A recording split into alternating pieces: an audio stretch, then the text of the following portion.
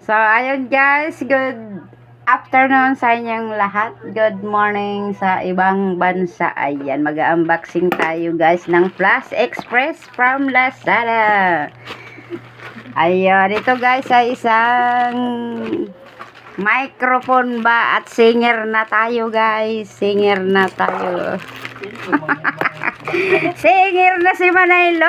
Ayan, binuksan na natin. Di na nakapag-antay. Binuksan na guys. Ayan na, binuksan na guys. Kasi baka dumating na yung mga tiyanak na may ingay guys. So, buksan na agad. Diyan. Uy, nakadapa. Ops, silent mga apo. Ops, diyan. Ayan guys, ang ganda nito guys. Magkano ba yung presyo nito? Nakalimutan ko ng presyo nito ba? 200 plus yata to. Ay, napunit na. Mali ang nagunting ko. Ayan, sharan. Sana ang boses ko dito gaganda na. Katulad na ng aking face, kaganda. Ayan, ganda ng kulay. Bet ko to. Sana totoo to kahit sa loob ng box kasi merong mga piki guys sa box maganda, sa loob pangit. Parang tao lang guys, maganda ang sa loob pangit. Ayan, tingnan na natin to guys. Huwag kayo dyan mga maingay mga apo para hindi na ako mag-edit ba. Oops.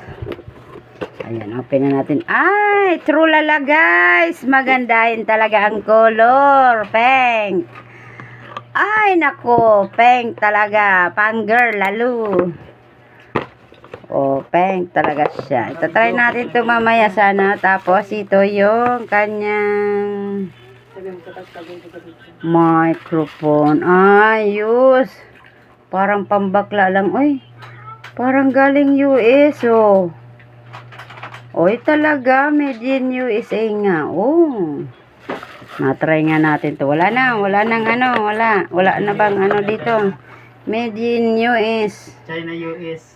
China US, no, hindi US talaga daw siya. Okay, guys, ayan, beta NNS pala.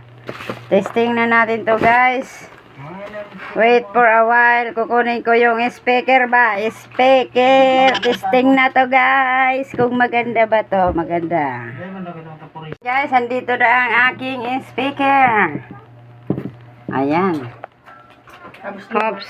Hindi kasya sa screen. Ay, giliw talubat. Lubat pala to guys. Ay, nako.